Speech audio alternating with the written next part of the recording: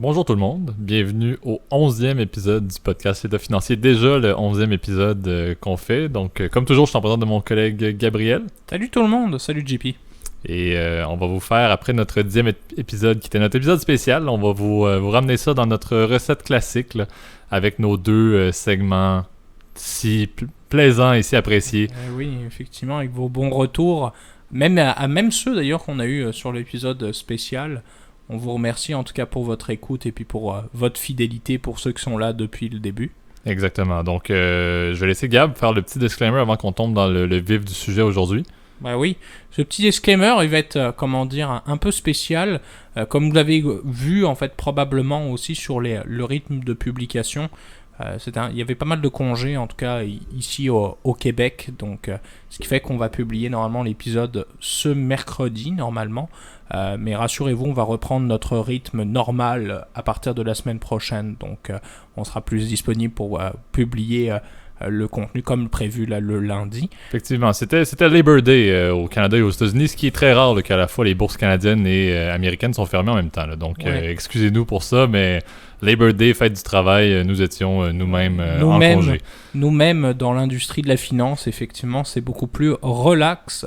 Alors, en tout cas, on vous souhaite un bon podcast. N'oubliez pas, encore une fois, là c'est le disclaimer, on revient dessus.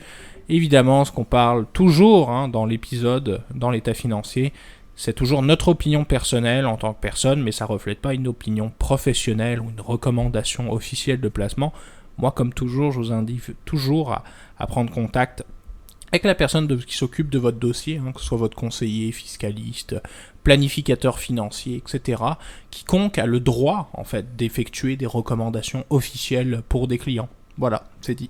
Exact, et moi j'ajoute toujours en fait de regarder des lectures. Moi, intéressez-vous, lisez là-dessus. Là. C'est toujours une bonne source d'information également là, que de le faire par vous-même plutôt que d'avoir l'opinion de quelqu'un d'autre également. Vous êtes le maître de votre propre destin financier. Exactement, c'est très bien dit et c'est sur ça qu'on va lancer notre premier segment au son de la cloche. Parfait. Donc, le sujet de cette semaine, vous allez voir, on retourne un peu à notre premier épisode pour le sujet de la semaine. En fait, pour vous donner un petit retour, là, le but de ce segment-là était vraiment de faire un retour hebdomadaire sur les marchés financiers. Parce que quand on a commencé le podcast, on était en plein cœur là, de la reprise et de la folie financière de la crise du COVID-19. Depuis, c'était très tranquille, donc on vous faisait des sujets de vulgarisation financière ou des scandales ou des sujets qui nous intéressaient et qu'on se parlait fréquemment, Gab et moi. Mais aujourd'hui, on va retourner un petit peu dans une petite revue financière parce qu'il s'est passé quelques événements assez intéressants. Surtout aujourd'hui même, on pourra vous en parler. Et la semaine passée également, donc il y a eu des mouvements de marché qui sont pas arrivés depuis plusieurs mois et donc le but va être d'en parler un peu. Je vais introduire un petit peu ce qui s'est passé, là, Gab, et puis on pourra embarquer par la suite. Là. Pour vous donner une idée, je me fie souvent, étant au Canada, là, sur ce qui se passe avec les indices boursiers américains. Et les principaux indices boursiers ont perdu en date de jeudi, si je ne me trompe pas, de la semaine passée, près de entre 3 et 5% là, respectivement, en l'occasion d'une seule et même séance, ce qui était la première fois depuis le tout début de l'été.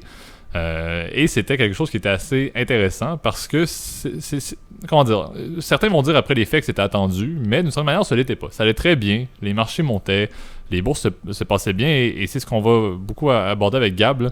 On disait souvent la reprise des bourses allait super bien en même temps que les données économiques n'allaient pas bien.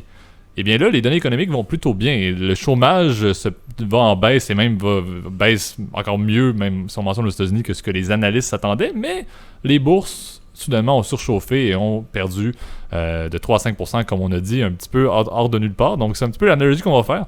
Mentionner la remontée qui était les bourses vont bien, l'économie va mal. Et là, l'économie va bien, les bourses vont peut-être un petit peu plus mal.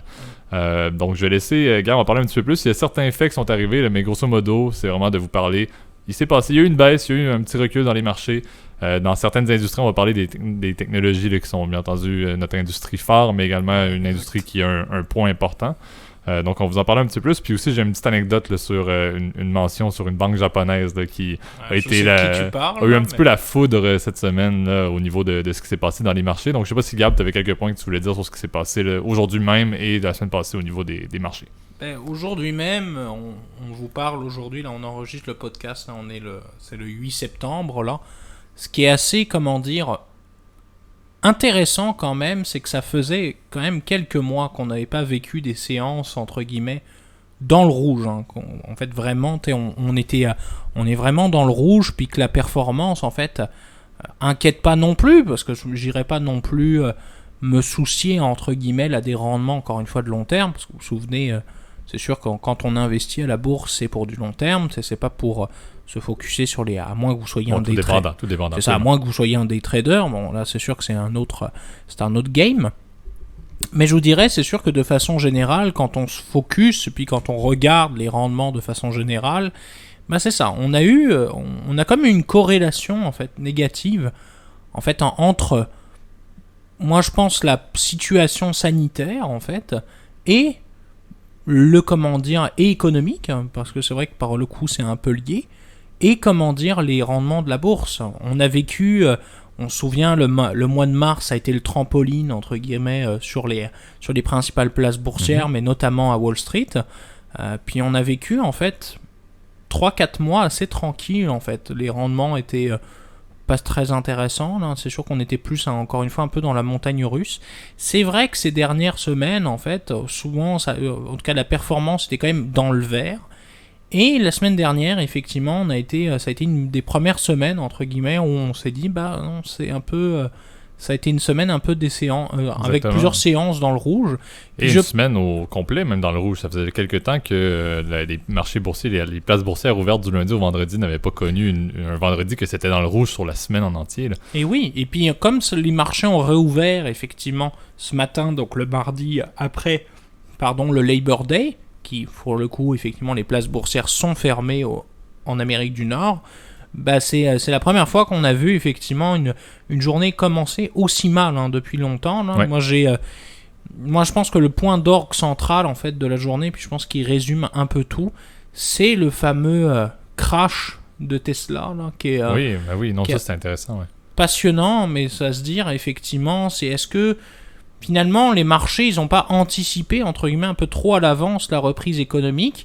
Effectivement, les indicateurs sont quand même au vert, quand même un peu positifs, dans le sens où je sais que par exemple, les chiffres, il y avait la statistique sur les non-farm payrolls, là, qui est un peu l'équivalent du taux de chômage, en fait, mais contraire du taux de chômage aux États-Unis, là, qui est utilisé comme statistique, qui était quand même assez encourageante, qui est sortie.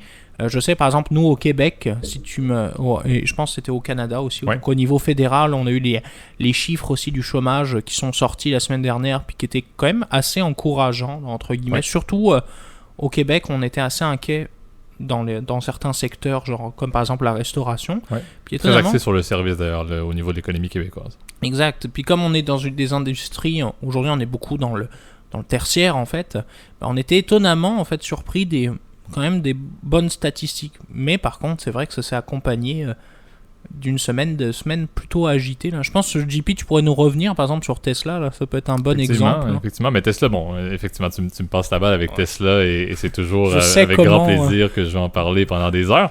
Mais effectivement, Tesla, puis on peut même retourner un petit peu, même une semaine au préalable. Là. On rappelle que Tesla était un titre qui avait une valeur boursière en termes d'unités, en termes d'actions, qui était très élevé tout de même au niveau des marchés boursiers. Et visuellement parlant, si on peut dire, Tesla s'est dit c'est peut-être pas si bon que notre titre vale autant en termes d'unités et ça va peut-être pas inciter l'investisseur moyen à embarquer dans notre titre s'il peut mettre, avec 5 000 $, il peut acheter à peine 3-4 actions de Tesla. Et c'est là où, il y a peut-être 2 semaines, ils ont fait ce qu'on appelle un stock split. Donc, ils ont décidé de répartir, de couper en deux là, leur valeur boursière en donnant 2 actions pour une. Je crois que c'était même 3 pour une. C'était 3 pour une. 3 pour une, oui. Et au final, ça ne changeait pas la capitalisation boursière, mais c'était plus attrayant de dire Tesla a de l'air plus, en bon anglais, là, c'est affordable, mais ça semble plus... C'est plus liquide aussi. C'est que ça permet aussi à des investisseurs qui n'ont pas l'argent, en fait, même si ça commence à devenir un peu... D'ailleurs, ça va faire le lien, je pense, aussi avec la deuxième partie, mais là, on en fait là-dessus. De plus en plus, les actions fractionnées, ça devient populaire, donc ça vient mettre un peu c'est un peu un contrebalancement dans l'idée, mais les stock splits, c'est fait essentiellement pour que des gens qui n'ont pas l'argent d'acheter une action à $1 500,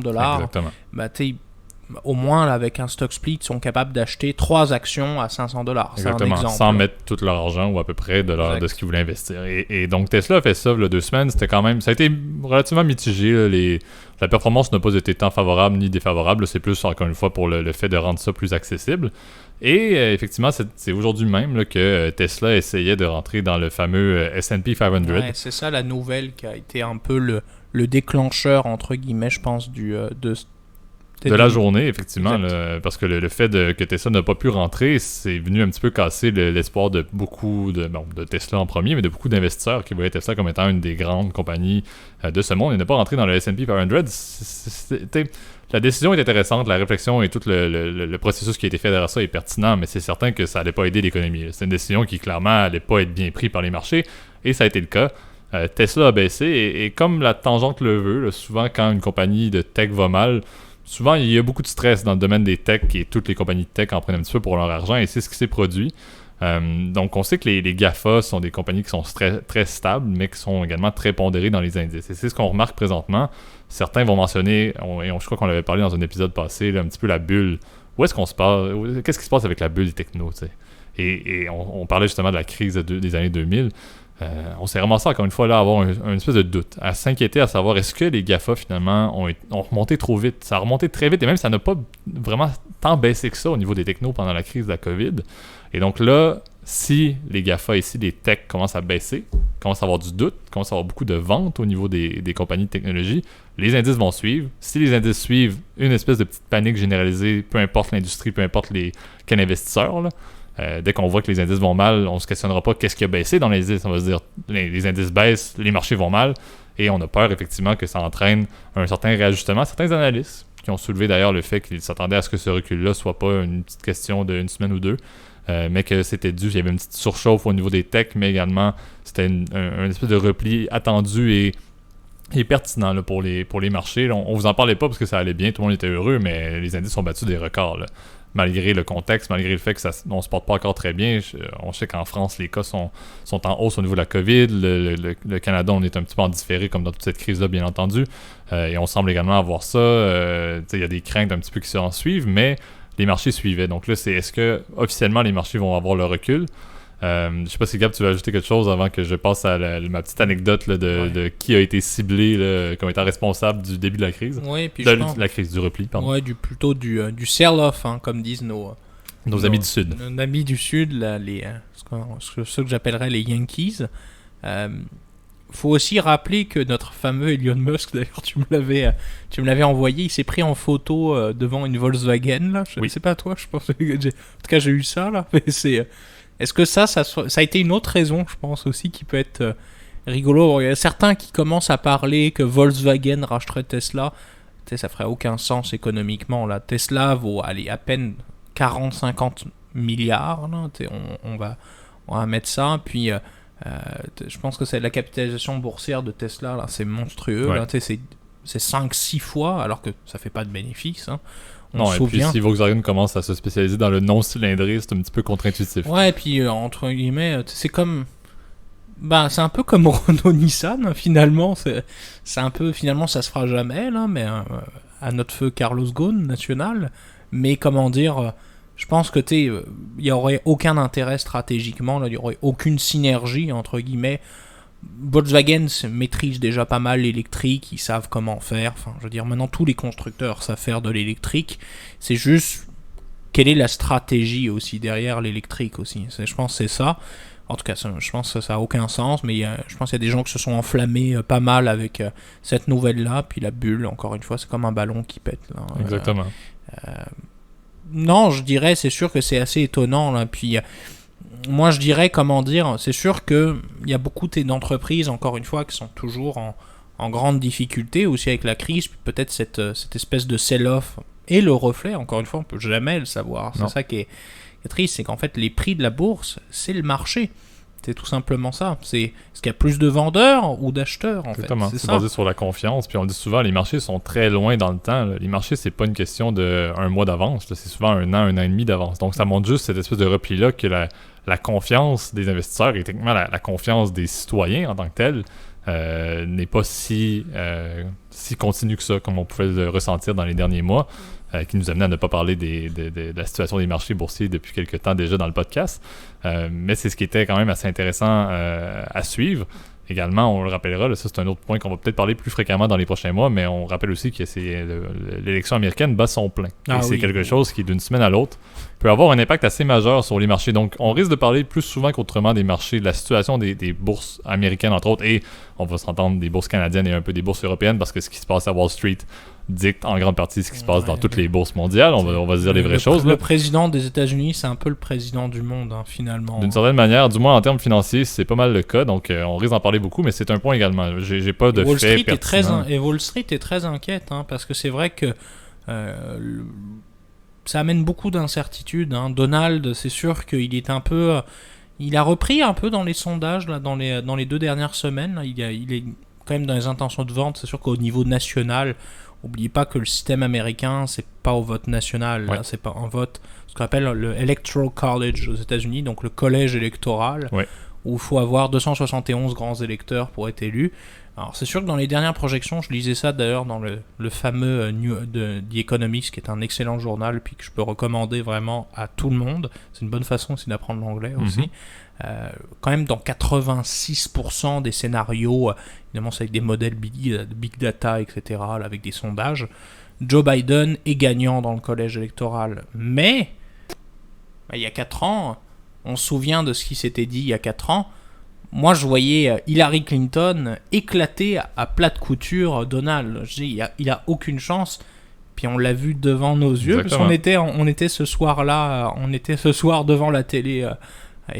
À suivre les élections américaines, on rappelle en tant que Canadien et en vivant au Canada, étonnamment, beaucoup l'intérêt est presque plus élevé pour les élections américaines que les élections canadiennes. Et c'est triste, je suis Canadien et je dois l'avouer que ça a peut-être même plus un plus gros impact sur nos vies de tous les jours que nos propres élections. Mais effectivement, on avait suivi ça avec des amis. Ne dénigre pas notre cher Justin Trudeau. Non, Justin Trudeau est un élu très, très important pour les dernières années au Canada, mais tout de même. Tout ça pour dire que les élections nous avaient assez frappé à ce moment-là. Puis je tiens à soulever aussi, là, on rappellera que l'arrivée de Trump au pouvoir n'était peut-être, sans opinion, n'était peut-être pas bon pour les Américains au sens large, mais au niveau des marchés, ça s'est pas mal passé.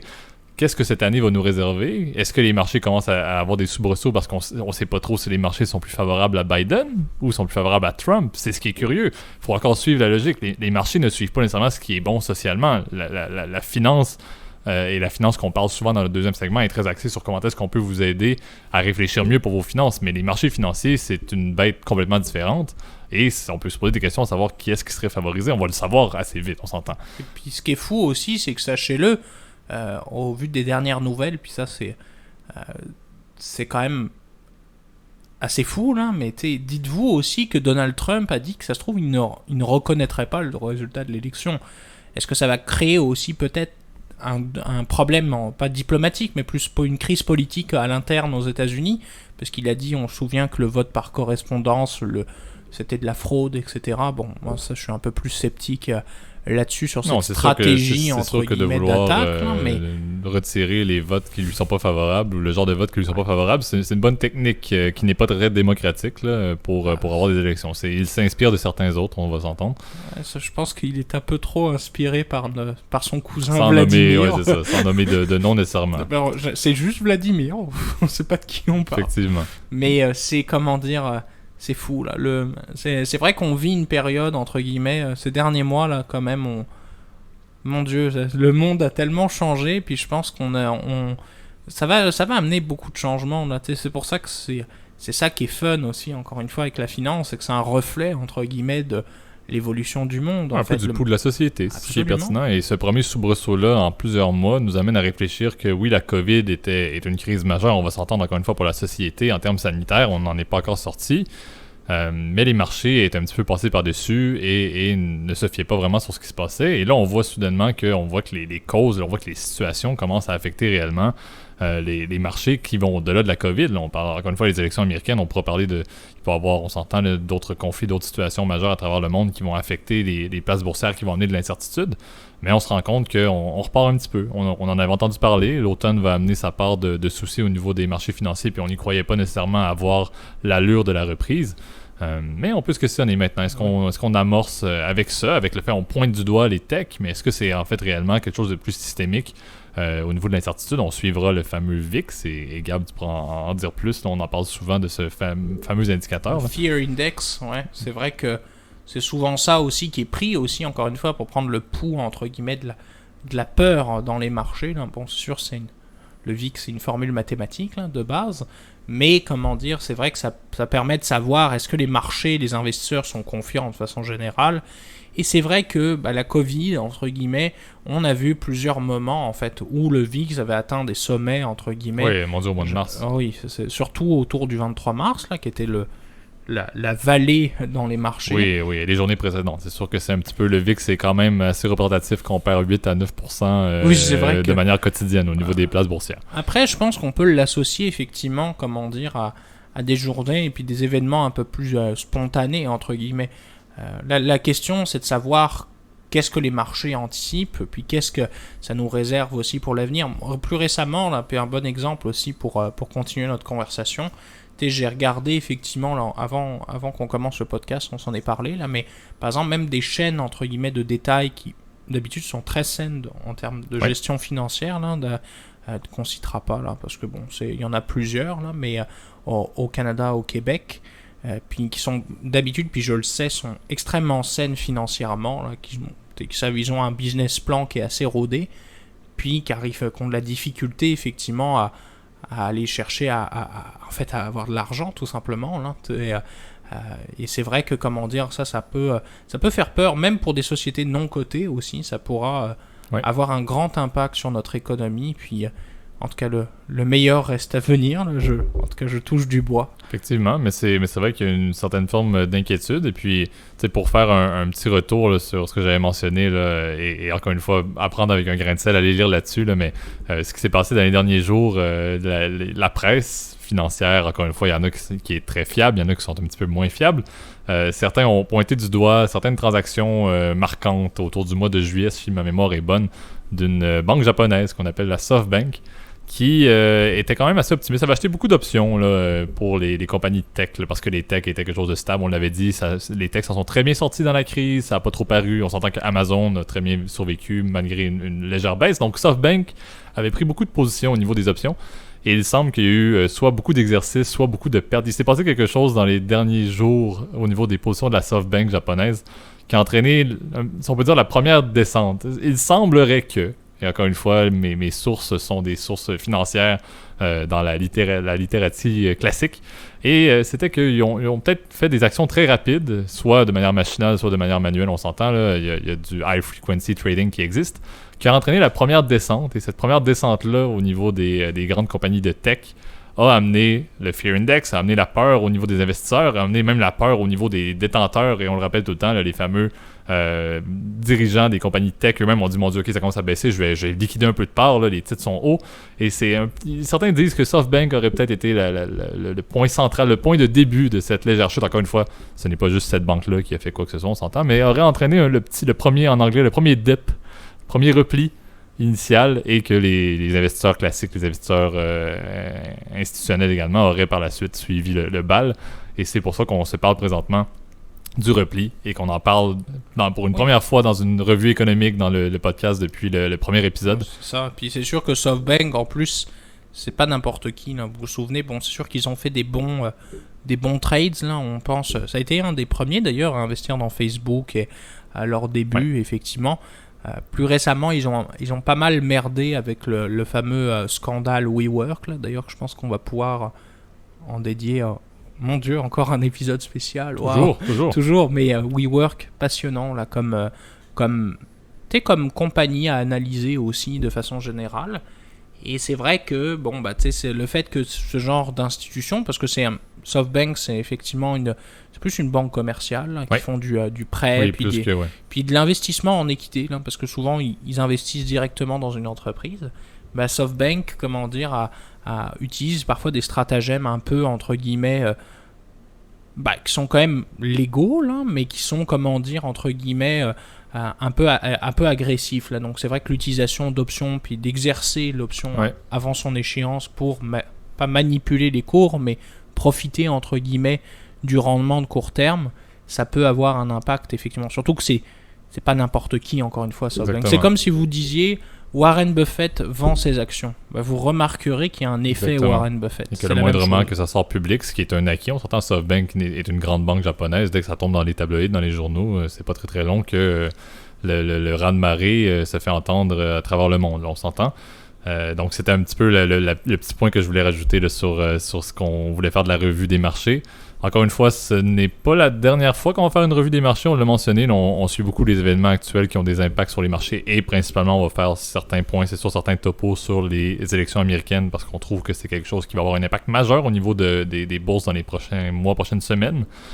Donc on va maintenir un peu cette formule-là là, quelques fois là, pour vous tenir au courant maintenant qu'on semble effectivement dans une phase où il va y avoir certaines tangentes dans les marchés qui ne seront pas juste une baisse drastique au mois de mars et une reprise progressive depuis les 3-4 derniers mois. Mais on en parlera un petit peu plus, encore une fois, dans d'autres épisodes. Donc c'est sur ça qu'on va conclure notre premier segment au son de la cloche. Passons maintenant à un segment un peu moins marché pur, marché financier et retombons un peu dans la vulgarisation financière avec Dans vos poches. Parfait. Donc aujourd'hui, un sujet que j'ai discuté récemment avec des amis au niveau des finances personnelles et qu'on n'a pas beaucoup parlé. On en parle, mais on n'a pas beaucoup parlé de comment le faire. Et Gab et moi, on s'est entendu pour dire que c'était pertinent d'en glisser un mot aujourd'hui. On va vous parler un petit peu plus des comptes de courtage. Je vais laisser Gab introduire un peu le sujet étant un peu le grand Manitou au niveau de la finance personnelle. Moi, davantage au niveau de la finance de marché, Gab plus au niveau personnel. Je vais te laisser introduire un peu plus ce sujet. Ouais, le sujet, il m'a été aussi recommandé par un fidèle auditeur là, dont on citera pas le nom, là, mais je pense qu'il se reconnaîtra. Ouais, les comptes de courtage aussi. Bon, c'est sûr que, évidemment, quand vous investissez effectivement dans les marchés, vous avez plusieurs outils. On a parlé des FNB, on a parlé des fonds mutuels, donc des fonds tout simplement que vous achetez à la banque, etc. En gros, les produits financiers plus simples. Mais on s'est dit, écoutez, si vous commencez à être un peu plus avancé, vous pourriez vous ouvrir une plateforme de courtage. Alors, la plateforme de courtage, ça vous permet d'acheter habituellement toutes sortes de produits financiers. On a parlé des FNB, etc. Ça peut faire partie d'une plateforme de courtage, mais aussi des actions individuelles. Donc, vous pouvez dire, par exemple, Tesla. Donc, vous pouvez effectivement acheter ces actions individuelles par la fameuse plateforme de courtage. Vous pouvez aussi acheter des obligations, si le cœur vous en dit, puis si vous êtes fortuné, là, parce que souvent ça vient avec des dénominations, on en avait parlé dans l'épisode sur les obligations, qui sont souvent assez élevées, donc 10, 15, 20 000, enfin bref. C'est le plus gros bloc, puis on le rappelle, encore une fois, on l'avait mentionné, là, mais la logique du prêteur, d'être un prêteur pour en termes d'obligations et un actionnaire en termes d'actions, donc si jamais il y a une certaine problématique financière avec la compagnie, mais vous êtes avantagé en tant que prêteur plutôt qu'en tant qu'actionnaire. Absolument. Puis souvent aussi une façon, on l'a oublié, on l'a dit la dernière fois, mais de diversifier votre portefeuille. Donc c'est sûr, souvent rendu là, une fois que vous avez déterminé qu'effectivement vous devriez ouvrir un compte de courtage, la question est de savoir dans quel type de compte vous voulez ouvrir. Alors souvent, comment dire, quand le compte de base, c'est souvent des comptes que vous ouvrez en fait auprès de votre banque. Donc moi, par exemple, je sais que j'en ouvre personnellement là, des comptes de courtage. Donc, c'est ça. Donc, c'est sûr que vous pouvez commencer. Souvent, les comptes dans les banques traditionnelles, c'est sûr qu'entre guillemets, c'est souvent plus onéreux parce que soit vous avez une plateforme qui est plus avancée, soit vous avez effectivement l'accès, entre guillemets, à un réseau traditionnel. Donc, souvent, on peut soit vous conseiller, vous avez des fois des formations qui sont incluses, etc. Donc c'est aussi le fait que vous faites toute affaire à la même place, donc ça peut être aussi un avantage. Puis vous avez donc donc c'est sûr que dans les façons générales là, donc dans les banques traditionnelles, là je vais pas citer de nom parce qu'il y en a tellement là. Par exemple au Québec, pour donner un exemple, je sais que la Banque nationale en fait beaucoup, Desjardins au Québec en fait beaucoup, etc. La Banque Royale aussi. La Banque Royale, tout à fait.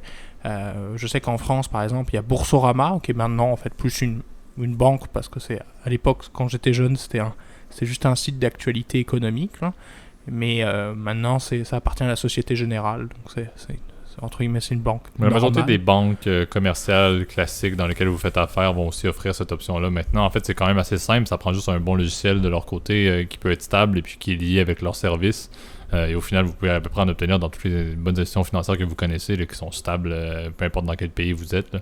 C'est quand même assez facile de l'avoir. Et puis, au-delà de savoir est-ce que vous ouvrez un compte dans une institution bancaire ou auprès d'une compagnie qui peut faire ce genre de service-là, je sais que dans les sites classiques qu'on utilise souvent en Amérique du Nord, là, il y a les Questrade de ce monde et compagnie.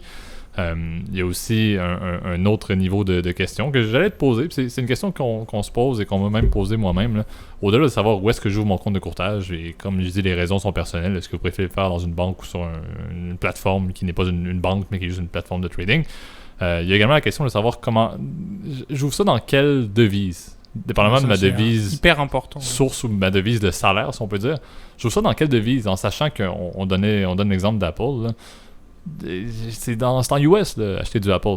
Si moi je suis en France et je suis payé en euros, si moi je suis au Canada et je suis payé en dollars canadiens et que je veux acheter du Apple, qu'est-ce que je fais? Est-ce que j'achète ça en US? Est-ce que j'ai un compte en US ou est-ce que j'ai un compte dans ma devise locale en euros si vous êtes en Europe ou en canadien si vous êtes au Canada? Excellent point. Alors c'est sûr, on n'oublie pas là, c'est sûr qu'à chaque fois que vous faites des transactions, comme n'importe quel compte bancaire, vous avez des frais, donc les frais administratifs, les frais d'ouverture de compte, les frais de transaction, ça c'est classique, etc. C'est sûr, renseignez-vous là-dessus.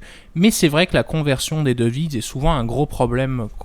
Je pense que c'est particulièrement aussi pour nos collègues outre-Atlantique. Là, je sais que c'est beaucoup plus compliqué pour eux d'acheter par exemple des actions nord-américaines. Souvent par défaut, c'est sûr que la monnaie, c'est une excellente question de JP. Quand vous achetez Apple, c'est en dollars américains. Donc ça, il n'y a pas de choix. Si votre devise de référence, par exemple, est en euros, par exemple, ou en dollars canadiens, vous n'aurez pas le choix de passer effectivement votre argent en dollars américains. C'est sûr qu'il faut vous renseigner aussi si le compte peut, quand vous faites la revente de vos titres, est-ce qu'on va vous redonner des dollars américains ou est-ce qu'on va vous donner la devise de votre compte? Je sais que c'est particulièrement le cas, par exemple, avec les plateformes en dollars canadiens, qui sont habituellement, pour pas se compliquer la vie, en dollars canadiens. Surtout que souvent, les produits fiscalement avantageux doivent être libellés en dollars canadiens. Ouais. Donc ça, souvent, c'est un... La conversion est constante. Dès que vous avez, en fait, le rythme est simple, vous avez une transaction, vous avez une conversion. Que ce soit un achat ou une vente, vous avez une conversion. Puis le broker, il prend une cote là-dessus. Là. Sachez-le. Là, et souvent. Surtout, on s'entend que le taux de change, c'est même quelque chose qui n'est pas constant. Vous le savez également en Europe. Là. Donc, vous avez un risque. Ah oui, il y a le risque de devise, effectivement, que ça puisse changer aussi. Ça, c'est un gros problème aussi dans ce genre de cas. Alors, il y a quand même des petits nouveaux, effectivement, qui s'introduisent, plus sur les marchés, effectivement, sur les marchés du courtage en ligne, qui sont de plus en plus populaires. Moi, je pense à Questrade, c'est un bon exemple. Ouais. Je sais que, par exemple, avec cette plateforme-là que j'ai utilisée par le passé, vous pouvez, en fait, récupérer, quand vous vendez un titre qui était en dollars US, que vous l'avez acheté en dollars canadiens, vous récupérez des dollars américains, ce qui est une chose assez positive, parce que ça vous évite, en tout cas sans votre consentement, à ce que vous repayiez une nouvelle cote. Autre point, c'est sûr qu'aussi le frais, donc le frais mensuel dont on a parlé, il faut se renseigner dans quelle devise il va être chargé. Je sais que par exemple, chez Questrade, c'est dans la même devise que l'action. Ouais. 5 dollars américains, si c'est en dollars américains, 5 dollars canadiens, si c'est en dollars canadiens. C'est un peu ça le concept derrière ça. Maintenant, c'est sûr qu'il y a de plus en plus de plateformes qui offrent, entre guillemets, où il n'y a pas de frais de transaction. Moi, je vous dirais quand même, méfiez-vous, parce qu'il y a beaucoup d'avantages, mais il y a beaucoup de désavantages. C'est sûr que ça fait partie du fameux mouvement de la fintech, là, que je trouve passionnant, puis qu'on pourra, même mon Dieu, encore dédier. Je dire pour toi, mais un épisode spécial, plutôt que tu le mentionnes. Mais tu sais, c'est extrêmement, c'est passionnant, hein, la fintech. Puis, comment dire, il y a plein de nouvelles alternatives. Je sais que pour les Européens, il y a le fameux Revolut, maintenant, qui est disponible, puis qui vous permet d'avoir des actions en dollars américains. Ça, ce qui est un point positif. Par contre, n'oubliez pas, ce sont des comptes où il n'y a pas d'avantages fiscaux. Donc, vous devrez déclarer tous les gains et toutes les pertes que vous ferez dans ce compte-là. Et comme c'est un compte étranger, ça peut poser quelques problèmes supplémentaires. Renseignez-vous avec votre fiscalite si vous voulez avoir plus d'informations là-dessus. Là, exactement. Et je crois que même, pour continuer là-dessus, là, je crois que c'est même la question clé. Là. C'est avant même de savoir quel genre de compte, et même, est-ce que je m'ouvre un compte de courtage, réfléchir sur la devise d'investissement, on n'y pense pas vraiment. Souvent, on investit dans notre devise, puis on réfléchit pas du tout. Mais c'est la partie clé, selon moi, d'un compte de courtage. C'est-à-dire, vous commencez à gérer ça par vous-même, mais vous avez également une prise de conscience sur dire, et moi-même, ça m'est arrivé de faire cette transaction-là, de dire, je viens de transiger un titre, j'ai mes comptes en canadien, par exemple, et j'ai transigé un titre en dollars américains. c'est quelque chose que je voulais investir à long terme. Mais là, j'ai une base de devises US que je vais garder pendant 35 ans peut-être et que je vais revendre un jour. Mais à ce moment-là, je vais le revendre à quel taux de change? Est-ce que j'aurais dû prendre une option? Et ça, on en parlera, là, mais on parlait des fameux ETF, les fonds négociés en bourse. Il y a des manières d'avoir des fonds négociés en bourse qui, même s'ils sont basés sur des compagnies américaines, sont dans ma devise nationale. C'est ce qu'on appelle des fonds hedgés, en bon anglais. Ils sont protégés contre les fluctuations du taux de change en français. Exactement, un petit peu plus long que le terme de la street. Mais au final, c'est un peu ça c'est même la question clé d'un compte de courtage. Il n'y a pas de bonne ou de mauvaise réponse. Des personnes qui sont à l'aide de calcul, vous pourriez comparer œil pour œil une transaction dans une devise autre que votre devise de laquelle vous recevez votre salaire ou dans laquelle vous avez vos épargnes. Vous pourriez trouver la réponse. Mais selon moi, c'est vraiment libre à vous. Est-ce que vous avez le désir de vraiment réfléchir et de vous protéger contre le taux de change, ou si ça vous dérange pas trop puis vous êtes prêt à vivre avec le fait qu'il peut y avoir des fluctuations, qu'il peut y avoir des frais liés à ça. C'est quand même assez intéressant. Encore une fois, on a parlé un petit peu de fiscalité. C'est assez complexe, mais selon moi, c'est la base même des comptes de courtage. Avant même de se questionner, j'ouvre quel compte, j'ouvre ça où, et j'investis dans quoi? La logique de la fameuse currency, la fameuse devise, et la clé même, la base même, selon moi, de l'ouverture d'un compte. Au point important aussi, c'est ça, ce qu'on a dit aussi, les comptes fiscalement avantageux, tout dépendamment de votre pays de résidence, il y a souvent, des comptes spéciaux. Je pense par exemple au PEA, si je me souviens bien en France, mais le meilleur exemple, par exemple, pour moi, c'est le fameux REER ici au Québec. Puis, ces comptes-là, sont très spécifiques. Vous pouvez pas, il y a certaines choses que vous ne pouvez pas acheter avec. Et c'est vrai que c'est ça. Là-dessus, c'est important de se renseigner, effectivement, comment je vais bâtir mon portefeuille en conséquence, en sachant qu'il y a ces limitations fiscales-là. N'oubliez pas aussi, il y a quand même aussi des alternatives aussi, si vous souhaitez avoir de la conversion, entre guillemets, de devises, surtout maintenant dans la fintech. Il y a de plus en plus d'alternatives, entre guillemets, qui sont de moins en moins chères. Par exemple, par le passé, puis ça je parle d'expérience, la conversion de devises, c'était extrêmement onéreux il y a quelques années. Là. C'est vrai que les frais de transfert internationaux, là, c'est monstrueux. Moi, je pense par exemple à la fameuse startup là, TransferWise, que moi j'aime beaucoup, là. Puis à Revolut aussi, qui est quand même assez... qui se lance dans ce même segment, où il y a énormément en fait des possibilités de transférer vos devises aussi. Donc vous n'êtes pas obligé d'acheter votre devise chez votre broker, mais renseignez-vous, parce que c'est sûr que là, rendu là, il se peut que ce soit un peu plus compliqué, que vous fassiez des virements entre devises, etc. Ça peut être un peu plus complexe. Renseignez-vous, puis je pense que ça va être la meilleure chose à faire quand il s'agit d'une plateforme de courtage. C'est sûr, faut pas ignorer tous les frais, puis effectivement ce que tu as mentionné, JP, par le passé. Puis aussi, évidemment, fondamentalement, la plateforme aussi. Est-ce que vous êtes à l'aise aussi? Est-ce que vous êtes capable de faire vos transactions confortablement? Est-ce que le service à la clientèle est bon aussi? Parce que c'est bien beau, une plateforme de courtage qui est gratuite. Moi, je pense par exemple au fameux Wealthsimple là, qui est au Canada. Là, c'est une super boîte, moi, que j'aime beaucoup. Mais c'est vrai que leur application de trading, par exemple, est un peu encore déficiente. Puis, je vais même revenir encore plus loin en arrière en disant, posez-vous la question, est-ce que le compte de courtage est pour vous? On revient sur plusieurs épisodes de podcast, vos projets et tout. C'est pas pour tout le monde, le courtage. C'est loin d'être pour tout le monde. C'est loin d'être pour tous les projets, toutes les connaissances. Informez-vous et questionnez-vous sur tout ce qu'on vous a mentionné. C'est un peu l'épisode classique, là. On vous donne plein de pistes de questions. Trouvez vos réponses avant d'agir et surtout lisez et consultez des spécialistes, effectivement, comme on le mentionne toujours. Sur ça va être la fin également de notre deuxième segment là, dans vos poches aujourd'hui. Et la fin de l'épisode. Et la fin du 11e podcast déjà également. Donc je te remercie beaucoup, Gab. Je vais te laisser d'ailleurs faire le petit topo de la fin là, qui est toujours pertinent avant de passer à la semaine prochaine. Et oui, n'oubliez pas évidemment de partager notre contenu si ça vous a plu sur les réseaux sociaux, d'écouter...